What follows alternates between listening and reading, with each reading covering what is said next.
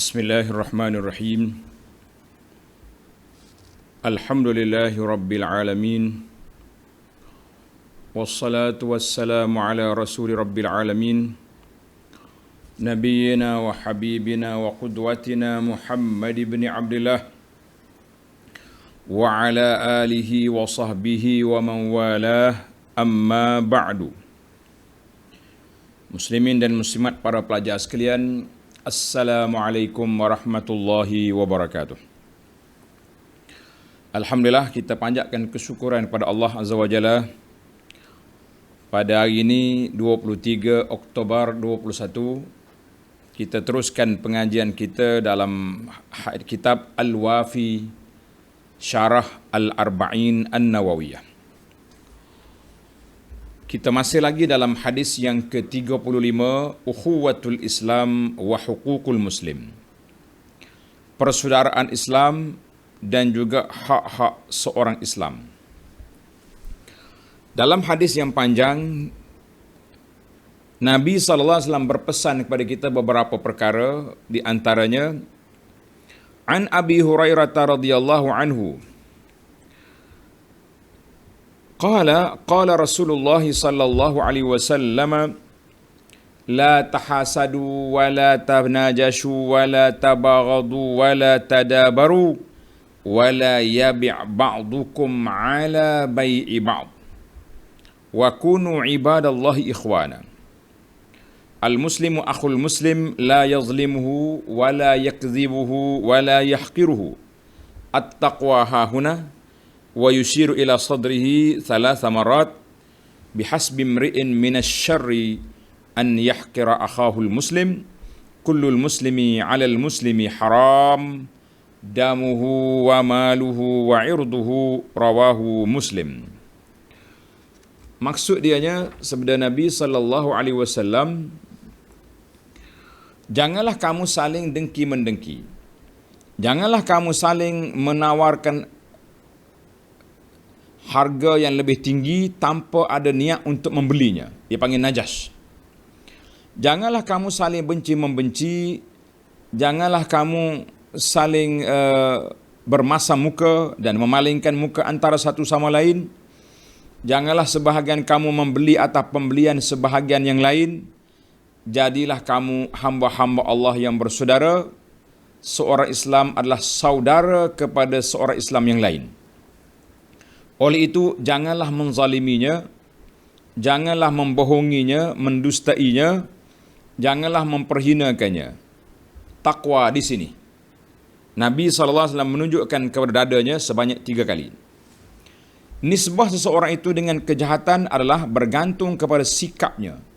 Memperhinakan saudara Islamnya, seorang Islam itu bertanggungjawab atas kemuliaan, kehormatan diri seorang Islam yang lain, darahnya, harta dan kehormatan marwahnya.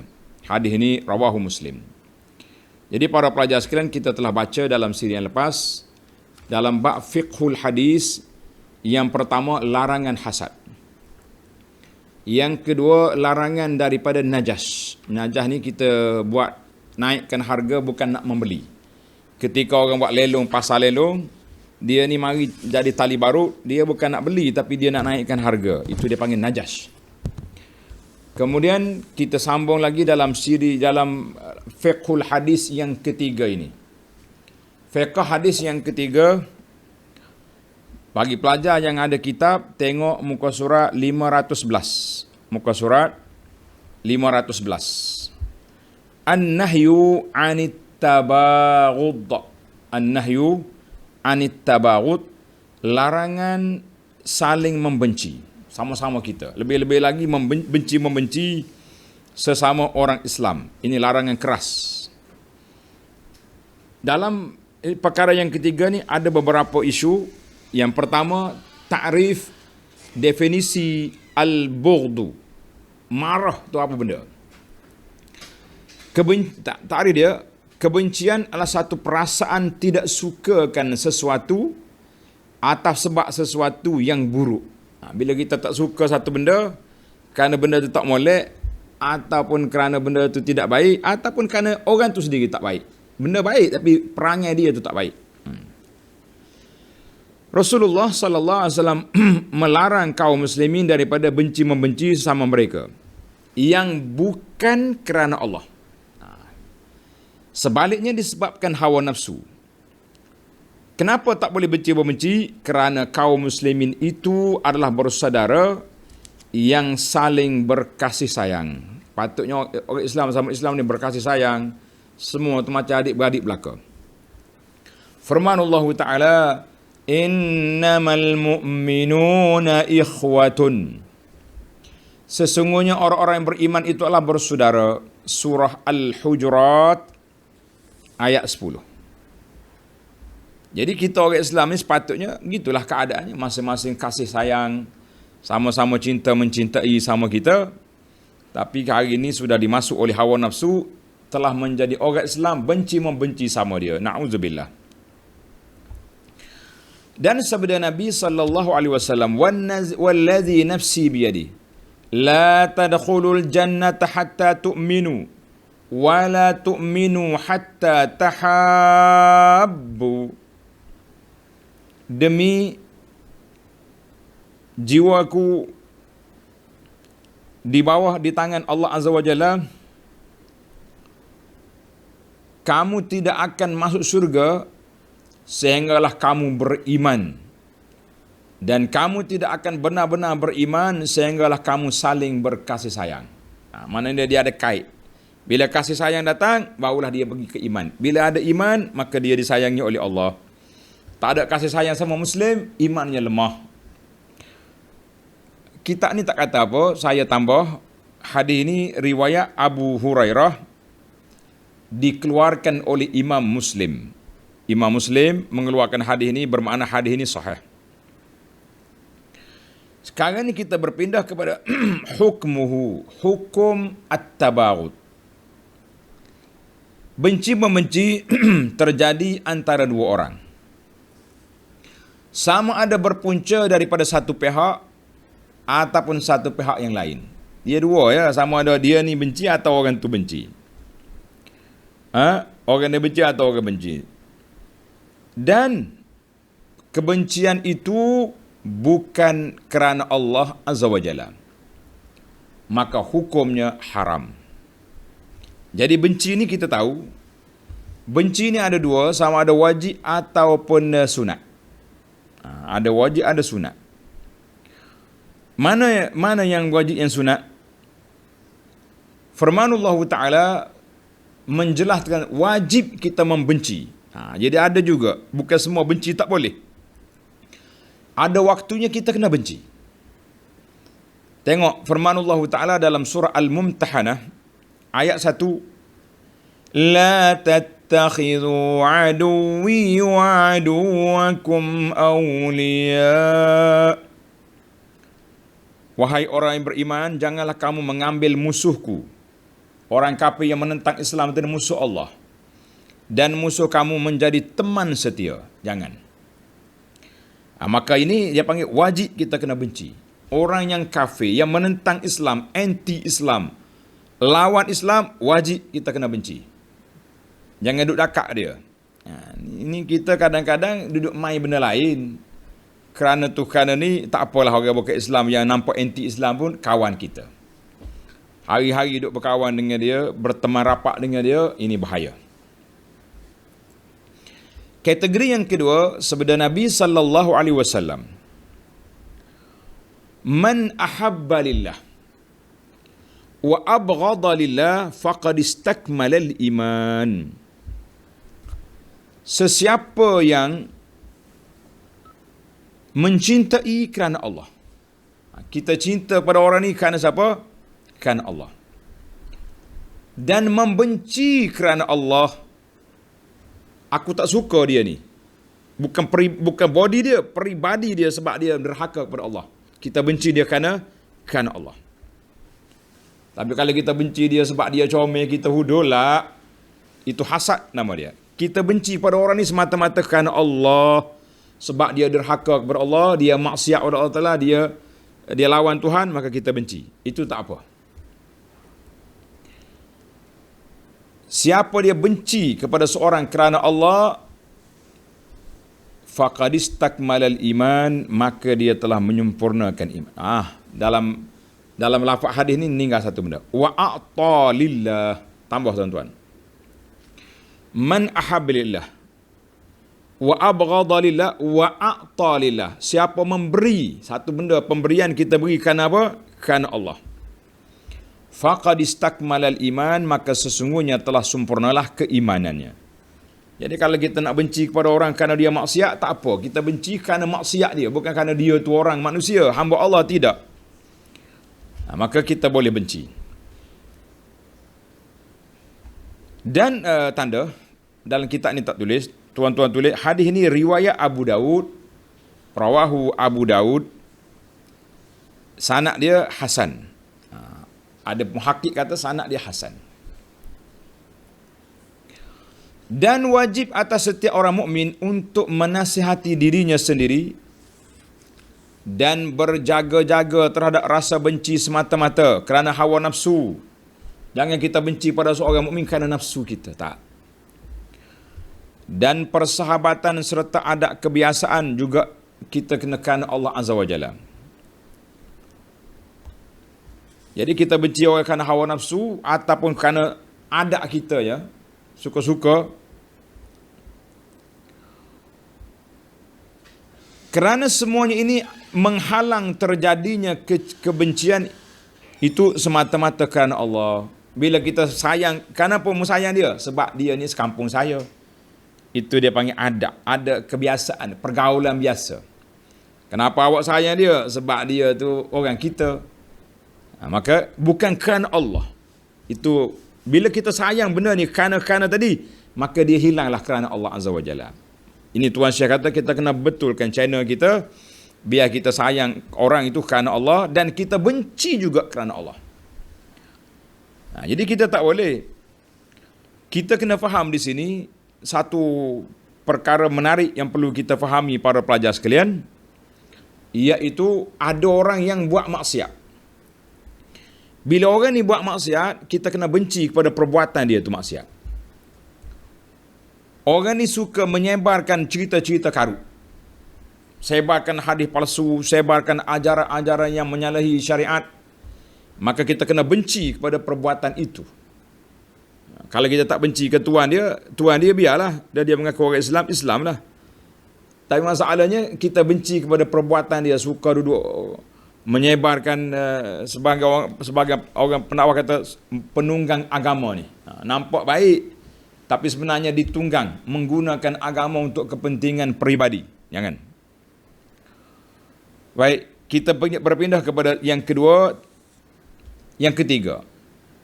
Tahrim, haram ke atas semua perkara yang boleh menimbulkan permusuhan dan kebencian.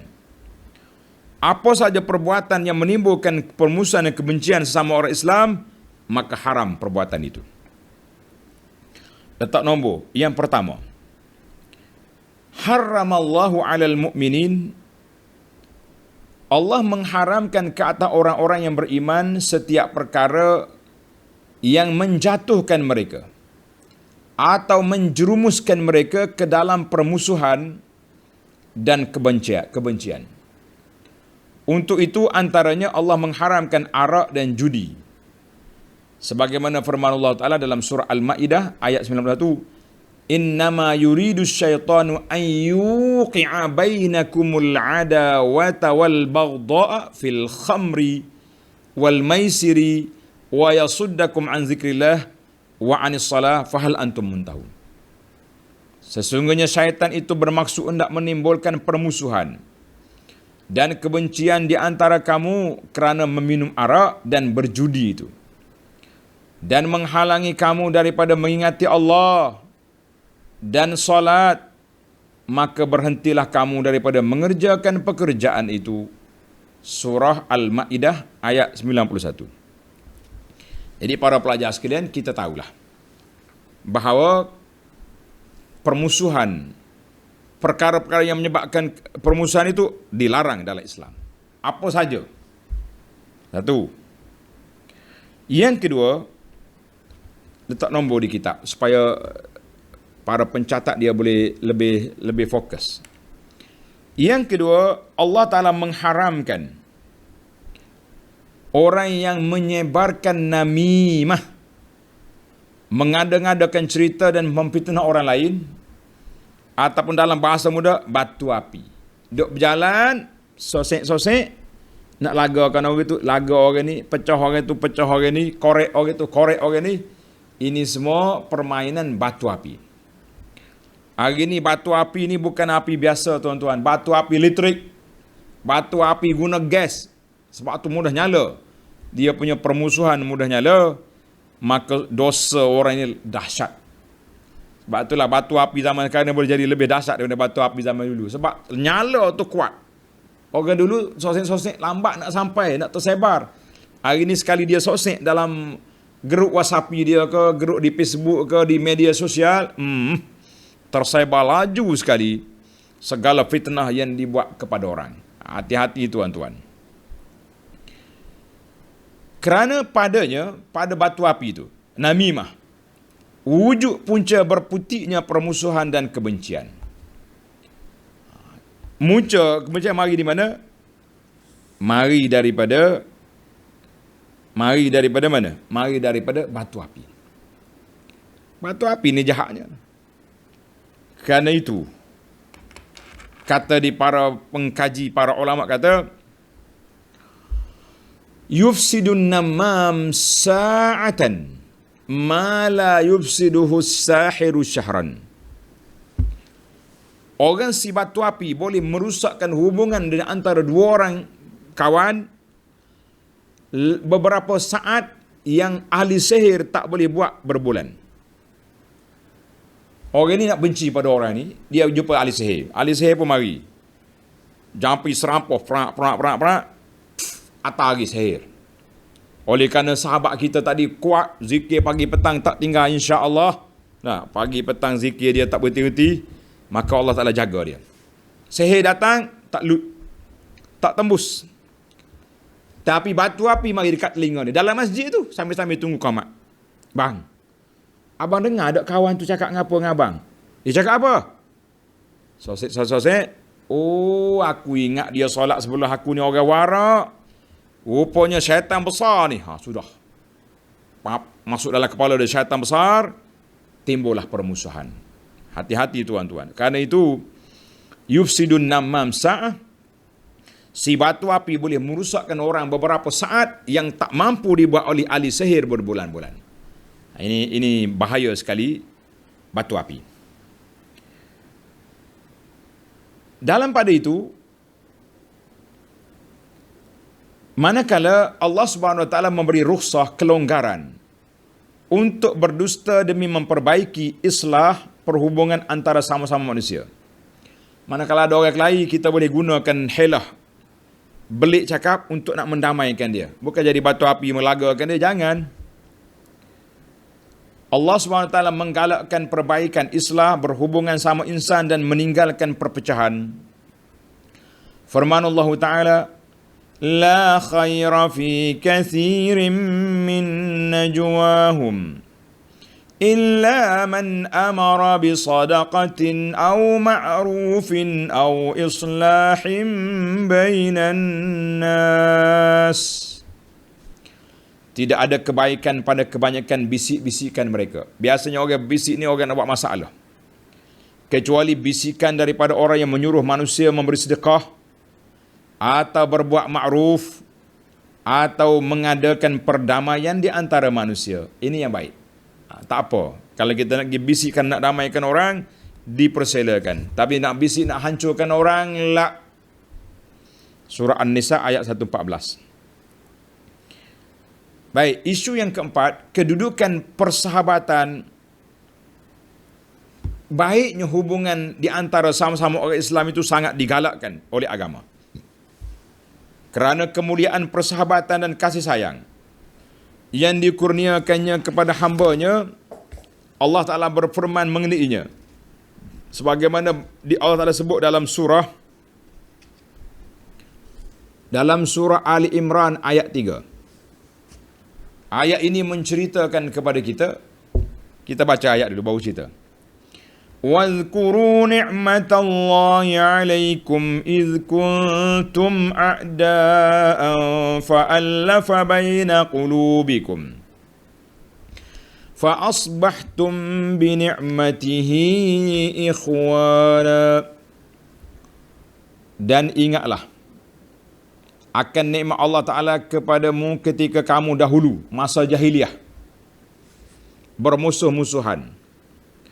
Maka Allah mempersatukan hati-hati kamu, lalu jadilah kamu bersama nikmat Allah, jadilah kamu kerana nikmat Allah Ta'ala itu orang-orang yang bersaudara.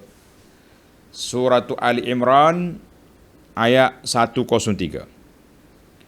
Ayat ini tuan-tuan dan puan-puan, Allah ceritakan kepada kita dulu Aus dengan Khazraj, penduduk Madinah yang dibatu apikan oleh Yahudi.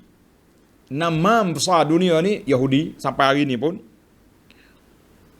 berkelahi selama 120 tahun. 120 tahun. Iz kuntum a'daan. Bila Nabi datang, fa'allafa baina qulubikum. Allah Ta'ala jinakkan hati dengan sebab kedatangan Nabi ke Madinah. Fa'asbahtum bi ni'matihi ikhwana. Kamu jadi bersaudara. Menarik.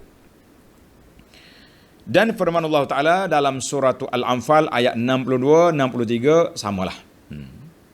Maknanya Allah Ta'ala yang menjinakkan hati. Yang penting bagi kita para pelajar sekalian, kita tak boleh kelahi. Kita kena jinak-jinakkan hati kita sesama kita. Sama-sama orang Islam, kita kena berbaik-baik, jangan berkelahi. Syaitan tak mahu kita berbaik. Hari-hari dia hasut kita, hasut.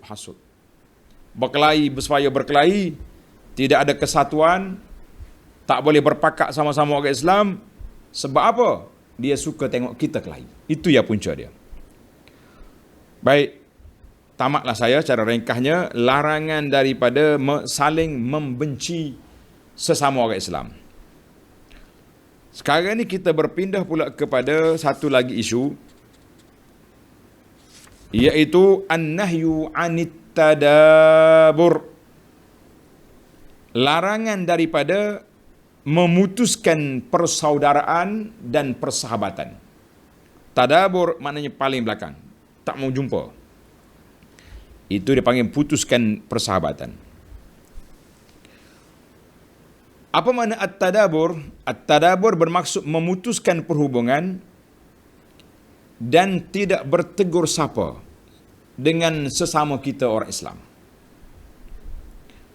Perkataan itu ambil daripada perkataan seorang itu berpaling belakang. Pusing belakang dia panggil. Tak mau jumpa lah, tak mau berdepan. Tak mau paling muka. Dalam bahasa dia panggil taqatu'. At-taqatu' maknanya putus hubungan.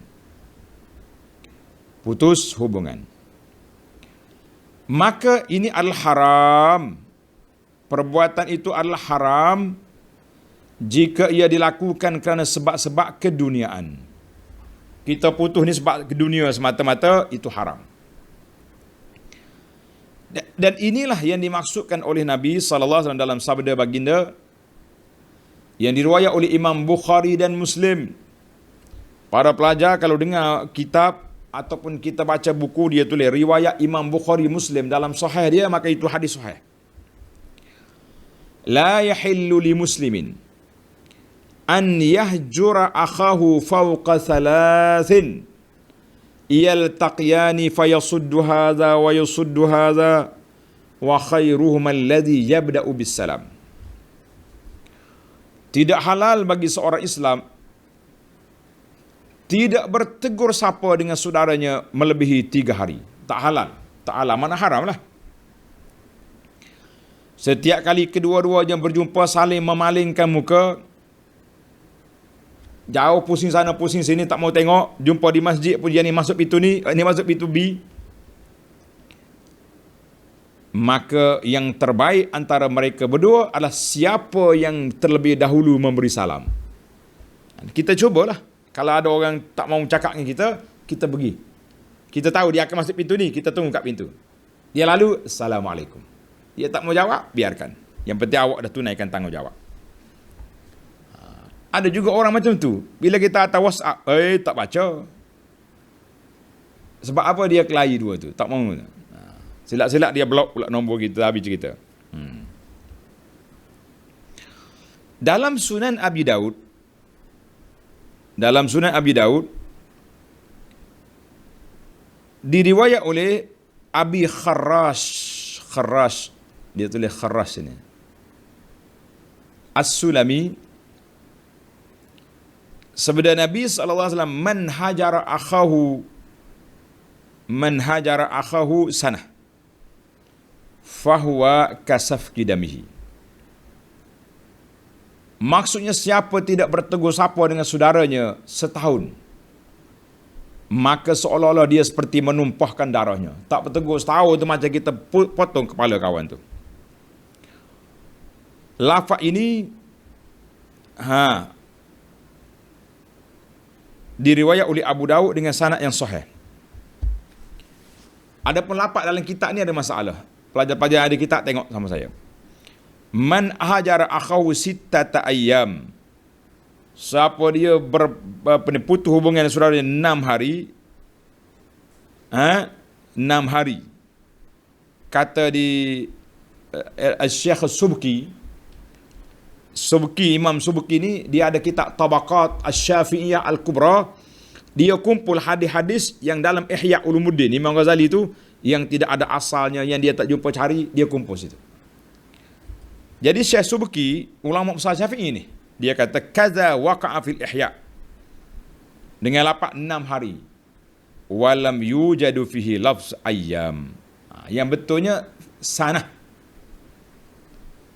Man hajar akhaw sanah, setahun. Jadi kadang-kadang bila baca hadis ni kita kena teliti lah. Baik. Adapun ini penting ni. Tuan-tuan kena tanda peringatan besar. Amal hujran fillah. Adapun perbuatan kita boikot seseorang itu kerana Allah. Kita tidak bertegur sapa dan memulaukan orang yang tak baik ini semata-mata kerana Allah dan sebab-sebab agama. Fayajuzu, maka harus walaupun lebih daripada 3 hari. Kerana agama, kerana Allah, kita boleh tinggal kawan lebih daripada 3 hari. Nak suruh dia insaf, biar dia insaf. Dia panggil boikot ataupun pulau. Dia panggil al-hujran. Ini telah dinaskan oleh Imam Ahmad berdasarkan kepada dalil sebagaimana kisah 3 orang sahabat Nabi, Ka'ab bin Malik dan 2 orang sahabat lagi yang tidak ikut Nabi pergi berperang Tabuk. Nabi perintahkan mereka di pulau, diboikot selama sebulan. 50 hari. Khamsina yauman. Semata-mata untuk nak mentakdib mereka. Apa dia nak takdib? Untuk mendidik mereka dan takutkan nifak atas diri mereka. Kita tengok, kalau dia betul-betul mukmin, dia sabar. Kalau dia munafik, dia lompat ke seberang sana. Melompat, kata orang. Maka sahabat 3 orang ni tak melompat. Tidak ada zaman Nabi bahasa jenis dipanggil spesifik kata, tak ada. Sabar. 50 hari muqata'ah. Nabi tak bercakap. Dia jumpa Nabi bersalam. Assalamualaikum. Nabi senyap. Dia berjalan-jalan tengok sepupu dia duduk atas pokok tamar. Assalamualaikum. Sepupu dia tak peduli. Tengok, tak ada siapa jawab salam dia. Tidak ada siapa yang bercakap dengan dia. Dia panggil pulau 50 hari untuk dia taubat. Ini dibenarkan sebab dia menyalahi arahan Nabi SAW. Cuma masalah kita sekarang ni, bagaimana parameter kita nak boikot orang. Sebab itulah anak kata kadang-kadang kita perlu juga boikot. Siapa orang boleh boikot? Tengok ni. Dalam kitab kata, sebagaimana diharuskan memulaukan ahli bid'ah.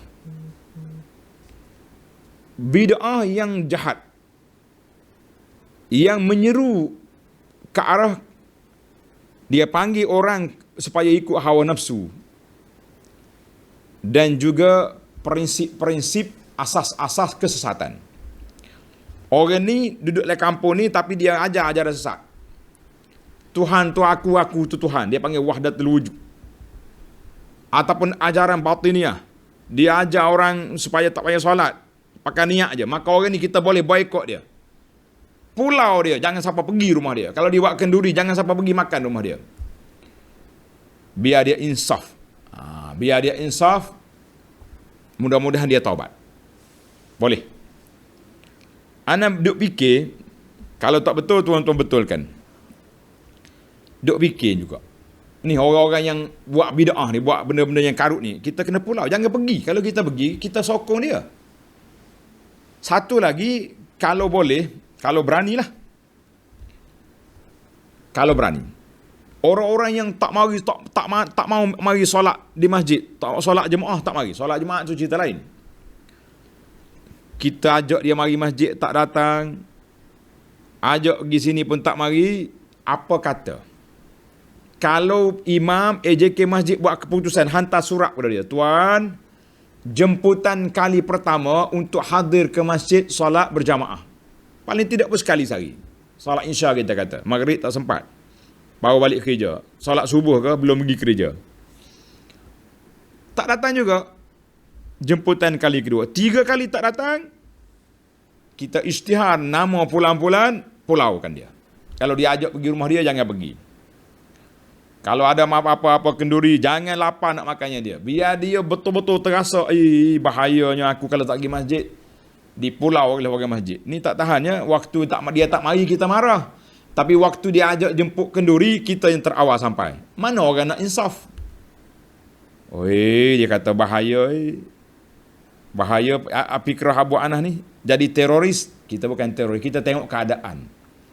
Kita dah jemput dia, buat baik dia. Tak nak juga, pulau. Kita pulau bukan benci kepada dia, tapi benci kepada perbuatan dia yang tak mau ke dalam masjid. Bila dia datang, cukuplah pulau. Jangan banyak-banyak. Alhamdulillah. Mudah-mudahan mereka insaf. Baik. Kata Syekh Al-Imam Al-Khattabi rahimahullah, dia kata apa? Harus pemulauan seorang bapa terhadap anaknya. Anak ni tak dengar kata. Suruh solat tak dengar. Suruh mengaji tak mau. Suruh tutup aurat tak mau. Jadi ibu bapa boleh kita pulau ni. Tak payah kita bercakap dengan dia. Dia nak tegur kita tak payah. Mu nak tegur aku solat dulu. Yang perempuan mari sengih-sengih nak salah dengan mak. Nak gimana? Pejabat. Pergi tutup aurat. Pakai baju baik-baik. Model sekarang ni. Model tak usah salah dengan aku. Ni tersengih-sengih mak. Jalan baik-baik je nak. Anak tak tutup aurat, pakai baju nampak bulu ketiak. Mak Pak Haji, mak Hajah, dia pula tolong buka pintu kereta. Apa cerita? Ni kita kena ingat. Main-main. Wazauju li zaujatihi, suami boleh boykot isteri yang nusyuz, yang tak dengar kata. Tak bercakap dengan dia, tak tidur dengan dia, tak usik dia, macam-macam. Itu dia panggil boleh. Dengan sebab biar dia kembali taat kepada suami. Dan seumpamanya lagi lah, apa-apa yang ada, walaupun lebih daripada 3 hari, dibenarkan. Nabi SAW pernah mentakdibkan isteri dia selama sebulan. Sebulan Nabi kita tak pergi. Ada hujah di situ. Baik, kita ringkaslah, masa pula laju. Tengah sedap ceramah, macam tu saja dia. Yang kelima, an-nahyu anil bai'i 'alal bai'. Larangan terhadap penjualan atas jualan. Apa dia maksud dia? Tengok kita. Telah riwayatkan dalam hadis kita ni, dalam banyak hadis, ahli lain juga, dalam Bukhari dan Muslim, daripada Abu Hurairah, Nabi SAW bersabda, la yabi'ul mu'min ala bai'i akhi. Tidak boleh seorang mukmin itu menjual atas jualan saudaranya. Macam mana jualan atas jualan? Tengok dia punya kitab ada sini. Contohnya ialah seorang penjual berkata orang yang membeli satu barang di waktu berlangsungnya khiyar. Kita ni bila kita beli barang, kita diberi masa 3 hari untuk berfikir.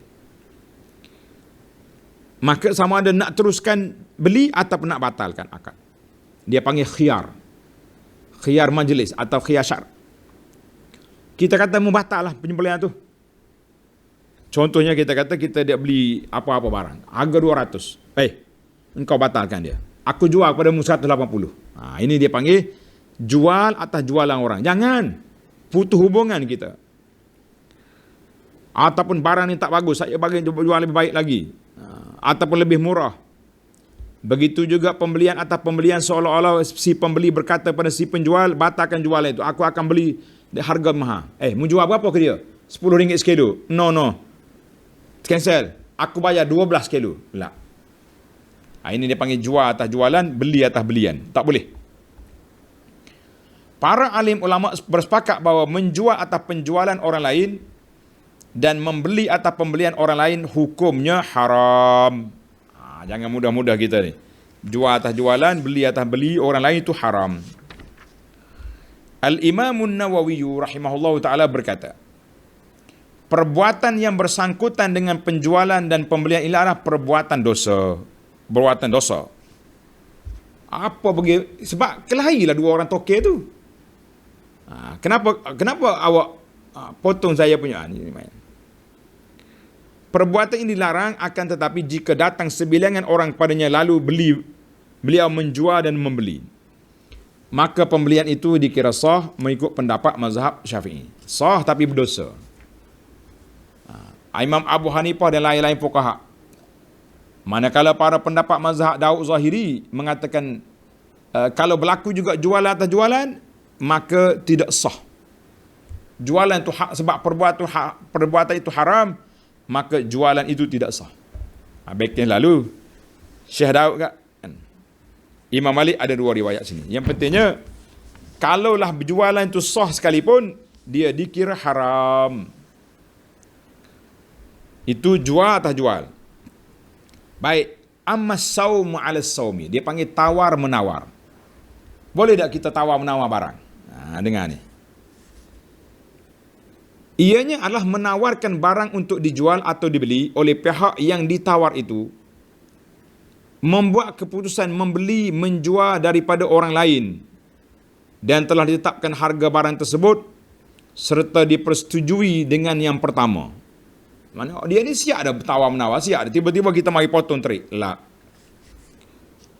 Sebelum kedua-dua pembeli dan penjual berakad, seseorang lain telah berkata kepada si penjual, aku membelinya daripada kamu dengan harga yang lebih. Atau dikatakan kepada si pembeli, aku menjualkan kepadamu dengan harga yang lebih murah. Maka perbuatan ini haram seperti penjualan atas penjualan dan pembelian atas pembelian. Kenapa haram? Sebab diharamkan tawaran seperti ini kerana ia boleh mengecewakan perasaan dan harapan orang yang pertama itu. Allahu Akbar. Siapa hati kau pergi potong kiu, potong terik. Dia beli mahal sikit. Dia jual banyak. Awak beli jumpa kebetulan murah. Kita bagi tawar atas orang yang sama. Janganlah. Biar dia sudah akad siap. Kalau kita nak offer semula untuk beli yang tahun depan ke bila-bila, lain cerita. Tapi atas masa yang sama tak boleh. Tiada perbezaan antara orang kafir dan orang mukmin dalam perkara ini, kerana urusan ini ada bahagian daripada menunaikan tanggungjawab dan janji. Walaupun kita beli dengan orang kafir, yang kata hak jual tadi tu tokek kafir tu membeli dengan aku, membeli lebih murah. Tak boleh. Sebab dia akan menimbulkan huru-hara dalam masyarakat. Islam tidak ajar untuk kita khianat kepada orang lain, walaupun bukan Islam. Baik. Apakah hikmat larangan ini? Apakah hikmah larangan ini? Ini penting. Hikmah pengharaman seperti ini kerana padanya wujud unsur yang menimbulkan kemudaratan dan kerugian. Mudarat dan rugi. Adapun penjualan dengan harga yang lebih tinggi yang ditawarkan oleh bakal pembeli, maka ia adalah penjualan kepada orang yang ingin menawarkan harga lebih tinggi, maka ia tidak dilarang. Dia panggil jual, dia panggil bai' al-muzayadah. Pasar terbuka, itu lain. Pasar terbuka, tak ada apa. Kita kata kita jual barang ni. Siapa nak beli? Peti ni harga 500. Belum tetap siapa-siapa nak beli lagi. Orang kata 5,5, yang ni 600. Tapi orang nak beli sungguh. Itu harus. Tapi kalau broker yang cakap, tengok dalam siri yang lepas, ada bai'un najas. Dia tak nak beli, tapi nak kena orang. Dia pergi angkat harga. Itu dia panggil najas, maka ini haram. Tapi kalau dia nak beli sungguh, kita angkat jualan, angkat, boleh je. Maka dia panggil tendar ataupun lelong terbuka, itu diharuskan selagi belum putus.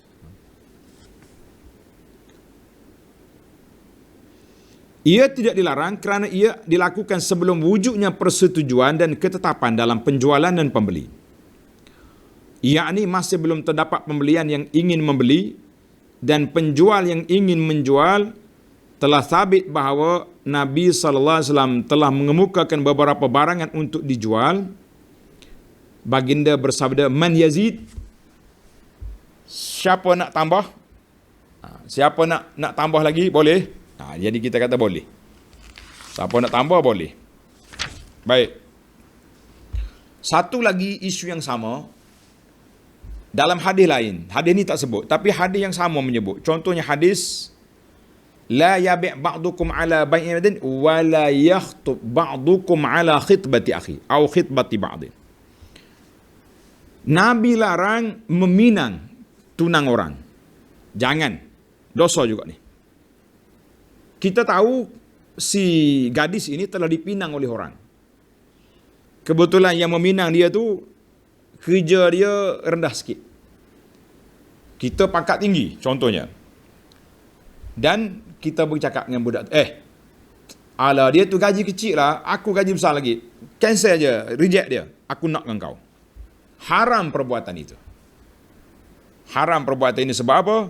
Sebab dia pergi potong kiu. Dah, dia kawan tu minta dulu, kenapa kau pergi kacau tengah jalan? Ini berdosa perbuatan ini. Banyak berlaku kes macam ni. Budak perempuan ni berkawan. Tak ada pun tanda-tanda yang dia tu nak kepada budak perempuan ni. Bila orang tanya, mu nak dia tu? No. Ramai lagi cantik budak ni, apa? Bukannya comel pun. Macam-macam lah alasan tak comel tu. Kenapa tak? Mata luah macam lolong ke, hidung kepek, gigi jongeng ke, macam-macam lah. Tiba-tiba dengar kabar, ada orang pinang budak yang dia kata tak comel tadi. Oh, dia gila-gila nak kawan. Oh, aku nak ini, kita friend lama, kita kerja sekali, kita satu pejabat. Tiba-tiba orang nak pula. Ini perbuatan mungkar dan haram sebab dia telah memisahkan. Apalagi kalau dia boleh memisahkan di antara perempuan yang sudah kahwin dengan seorang laki-laki ni. Waktu orang minta, tak ada pun tanda dia tu ada tunang. Bila dah bertunang, nak balik. Bila dah kahwin, duk bagi harapan lagi kepada perempuan ni, nak akhir kali bercerai. Inilah kejayaan besar bagi syaitan. Tuan tanda. Kejayaan besar bagi syaitan ni apa dia? Dapat memisahkan di antara suami isteri. Syaitan yang sangat besar. Kejayaan dia bila dia boleh pisah antara suami isteri. Na'udzubillah. Maka ini termasuk dalam haram. Termasuk dalam hadis kita ni, letak kebat haram pergi pinang di atas pinangan orang. Lebih dahsyat haram kalau sampai bercerai suami isteri. Banyak juga kes ni, tua-tua dah padahalnya. Boleh dia gila dengan bini orang sampai bercerai dua tu. Dia pun bercerai dengan bini dia juga. Apalah. Kita kena tahu ini permainan syaitan. Syaitan ni pagi-pagi dia berkumpul di atas air. Kumpul syaitan, tentera dia. Mu pergi sana, awak pergi sini. Petang mari sini, lapor apa yang kau buat. Bila syaitan ni balik, bos, saya tadi di pasar pagi, bertumbuk 2 orang. Okey, duduk sini. Bos, saya ni gini. Okey. Bos, hari ini saya telah dapat memisahkan antara suami isteri. Bos kata ini terbaik hari ini. Bagi anugerah, duduk sini. Tengok, syaitan sangat gembira kalau boleh memisahkan suami isteri. Itulah kita kata betapa dosa yang berat. Celakalah manusia yang mengambil jalan yang salah ini. Memisahkan suami isteri semata-mata dia nak kepada bini orang. Ramai lagi perempuan yang ada, kenapa kau gila dengan dia? Syaitan lah, mainan syaitan. Sebab tu kita tengok ada suami isteri ni berkelahi siang malam. Sehingga orang kata dua orang ni suami isteri ke Tom Jerry. Tom Jerry ke suami isteri ni kelahi. Tapi bila sudah bercerai, dia punya SMS WhatsApp macam belum kahwin dulu. Yang link cakap. Sebab apa? Telah dimasuki oleh syaitan. Hubungan sekarang ni hubungan syaitaniyah. Waktu suami isteri syaitan lari. Tengok, na'udzubillah min ghadabillah. Baiklah para jemaah sekalian, kita break setakat itu dulu. InsyaAllah kita akan sambung dalam siri yang akan datang. Nombor 6, Al-Amru binashri ta'akhi. Arahan supaya kita sebarkan sifat persaudaraan dan kasih sayang sesama orang Islam. Subhanakallahumma wa bihamdika asyhadu an la ilaha illa anta astaghfiruka wa atubu ilaik. Wa sallallahu ala nabiyyina Muhammad wa ala alihi wa sahbihi ajma'in walhamdulillahi rabbil alamin. Wassalamualaikum warahmatullahi wabarakatuh.